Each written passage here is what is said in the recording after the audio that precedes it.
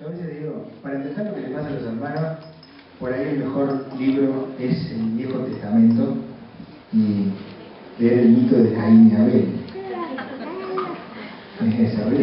Caín mató a Abel. Porque yo a veces pienso que yo no sé de dónde sacamos que los hermanos se llevan bien. Como cosa normal o como cosa natural. A ver si nos entendemos.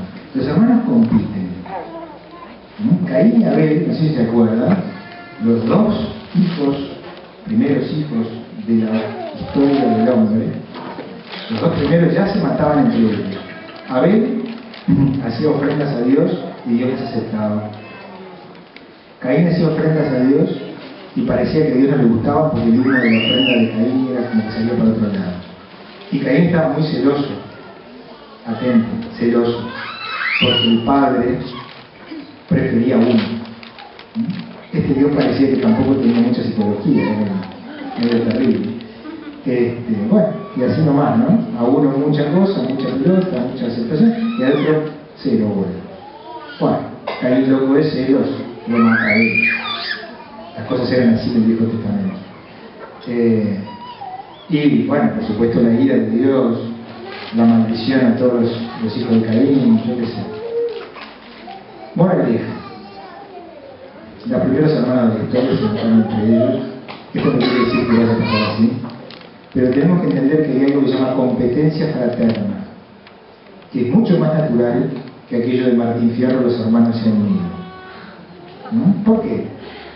Porque todo niño está tratando de recibir la mayor atención, el mayor afecto y la mayor dosis de papá y de mamá que puede. Y eso es natural. Ellos van a buscar toda la atención y todo el afecto que puedan. Le das 10, quieren 20. Le das 20, quieren 30. Le das 30, quieren 40. Y eso no está mal. Eso es, podríamos decir, instinto de supervivencia. Cuanto más afecto, más bolilla me den, más voy a sobrevivir, seguramente. Y esto ni siquiera es humano. Los cachorros de las distintas especies de mamíferos luchan por la alimentación, por ver quién agarra primero la teta, los chanchitos, los perritos, ¿no? Todo bicho mamífero que tiene que tener una relación con su mamá pelea con los otros hermanitos para ver quién toma más teta y quién cuida más a mamá y quién está más cerca de ella para no pasar frío. Y eso garantiza darwinianamente la supervivencia del hermanito que mejor se acercó a su mamá o a su papá, y más lo cuidaron, y más lo protegieron, y más lo alimentaron. Y el que llega tarde, o el otro le dio el empujón y lo sacó para afuera, va a tener menos posibilidades de supervivencia. Esta competencia fraterna, que siguiendo a Charles Darwin diciendo un principio básico de la evolución, tiene que ver con la competencia por la vida y la supervivencia de los aptos, lo cual no es nada democrático, no es nada simpático, pero hace que esta competencia tenga un sentido, el sentido de la supervivencia, que a veces nos olvidamos de nuestro sustrato animal, cuando nos vemos tan humanos en el espejo y tan humanizados y queremos lo mejor para nuestros hijos y le queremos dar lo mejor y que se tratarlos igualitariamente, etc. Hay algunos ejemplos paradigmáticos en la zoología de esto. El más claro que se me ocurre ahora es el del demonio de Tasmania. El demonio de Tasmania, la demonia de Tasmania, tiene 4 tetillas y tiene 6 cachorritos. Los cachorritos se prenden a la teta y no la largan. Y los que no logran hacerlo no sobreviven. La naturaleza, uno puede decir, che, qué despiadada la naturaleza. Pero esto es un buen ejemplo de cómo la lucha por la supervivencia arranca de los primeros momentos de la misión. Gritar, patalear, enojarse, hacerse pichín después de que ya lo aprendieron, ya aprendieron a tener fin, ya van al baño. Es muy común. Lo que está haciendo la de 3 es comportarse como una bebé para llamar la atención y que la atiendan a eso. Esto es una de las consultas más comunes. Y lo que tenemos que hacer es encontrar un momento para darle bolilla a ellas solas. Eso es lo que yo necesito. saber que es querida, saber que se la va a atender igual que la hermanita. Y la voy a llevando. Y los papás aprender a lidiar que nuestros hijos nos van a pedir atención siempre, constantemente. Van a tener 25 años, van a tener 30 y van a decir: a mí, ¿cómo me diste menos bola que al otro? Esto es para siempre. ¿Sí? Cosas que se me vinieron ahora a la cabeza cuando tú hablabas de eso de los modelos de mamá ideal, ¿no? Un poco relacionado cuando mencionaste a algunas abuelas, también el modelo de familia ideal, ¿no? A mí me parece que como teníamos también la visión de la madre perfecta, ¿no? Que limpiaba y cocinaba y hacía todo, también relacionado con el modelo de la familia perfecta, eso que todos se llevan bien, que entonces los padres nunca se pelean con los hijos, o los hijos nunca con los padres, y que todos se tienen que llevar bien. Y que digo, yo veo que en muchas familias adultas, ¿no? Como que está esa lucha de, por un lado, el modelo de que como es mi familia, todo tiene que ser perfecto y nos tenemos que llevar todos bien, y de repente hay muchas discrepancias, y entonces es ese conflicto entre el modelo de lo que de repente en verdad sucede y el modelo de la familia perfecta. Y el otro tema que me parece que quería también que trates, ¿no? Cuando tú decías, bueno, que todos queremos darle, ¿no? Lo mejor a nuestros hijos. Yo veo que hoy también hay como una, no sé si es como una fantasía, ¿no? Pero que a todos nos parece también como que tenemos el ideal que les queremos dar la mejor educación y tenemos que trabajar, no sé, para ayudarlos a comprarse la casa y para ayudarlos esto. Y yo muchas veces me pregunto, digo, si de repente nosotros, muchos de los de nuestra generación, salimos adelante solos, ¿por qué tenemos como la presión interna de decir al hijo le tengo que dar todo resuelto? Si yo puedo salir solo, porque él no va a poder hacerlo, pero sin embargo yo veo que hoy en día es como que en la sociedad es la presión también de que al hijo tengo que tratar de resolver todo para él. Varios temas. Hay un autor, un historiador, que me gusta citarlo mucho, que es José Pedro Barrán.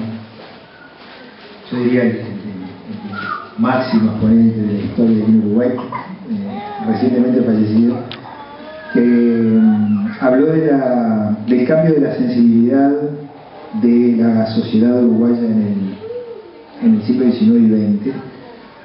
Y uno de los principales cambios para él era que el siglo XX y la modernidad había inventado la adolescencia.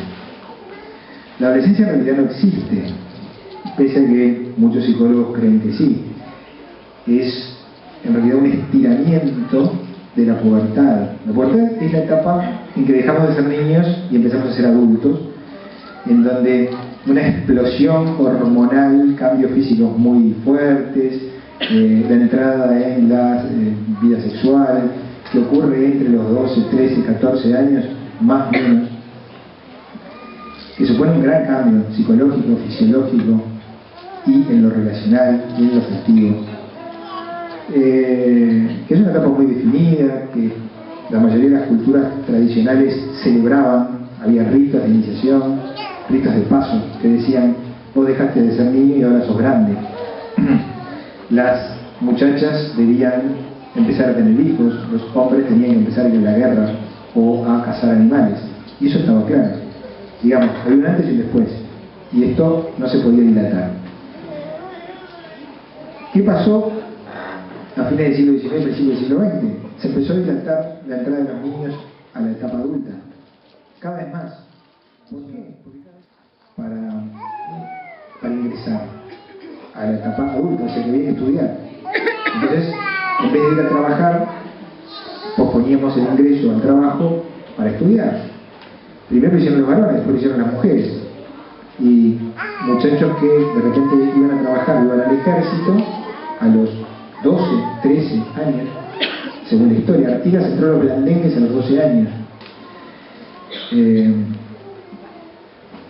Después, las mujeres, el baile de 15 era la presentación en sociedad de la hija casadera. Esto evidentemente empezó a quedar en desuso y cada vez más los papás empezaron a permitir que los chiquilines no se transformaran en adultos tan rápido. Entonces empezamos a distinguir la edad para casarse. Si antes era los 18, empezó a ser los 20, y después, conforme se estiraron las carreras, que avanzó el siglo XX, llegamos a los 30, en donde es posible todavía ser adolescente, porque el adolescente sigue dependiendo de papá y mamá y no terminó de definir su identidad adulta. Entonces seguimos estudiando, mantenidos por papá y mamá, se nos permite una adolescencia que se va estirando cada vez más y que los papás se sienten en la obligación de proteger, porque si no lo protegen, este hijo podría frustrarse en su ingreso a la vida adulta. Y este es un problema bastante grande. Entonces, cuando Raquel me preguntaba, ¿cuál es ese temor que nunca los terminamos como de habilitar y como que les tenemos que dar tanta cosa? Es que los vemos que nunca terminan de madurar. ¿Pero por qué nunca terminan de madurar? Porque tomamos una decisión cultural hace más de 100 años de ir permitiendo el retraso cada vez mayor de ingreso a la vida adulta. Y para ayudarlos en sus estudios o para que lo hagan bien, lo que protegemos de ellos a los 12, a los 13, lo seguimos haciendo a los 25 y capaz que lo seguimos haciendo a los 30. Y después decimos, ¿cómo es que no maduraste? ¿Cómo es que sos tan inseguro? ¿Todavía no juntaste plata? ¿Todavía no te decidiste a trabajar? ¿O te pasás haciendo cursitos o trabajos que no te permiten sobrevivir? Y muchas veces nos damos cuenta que nosotros los ayudamos a que hicieran eso. Y después de que el nene tiene 30 o más y no se avivó, no empezó a circular, no adquirió el mínimo know-how para tener una vida adulta, a los padres les da muchísimo temor y nos creemos que esta historia nunca va a terminar.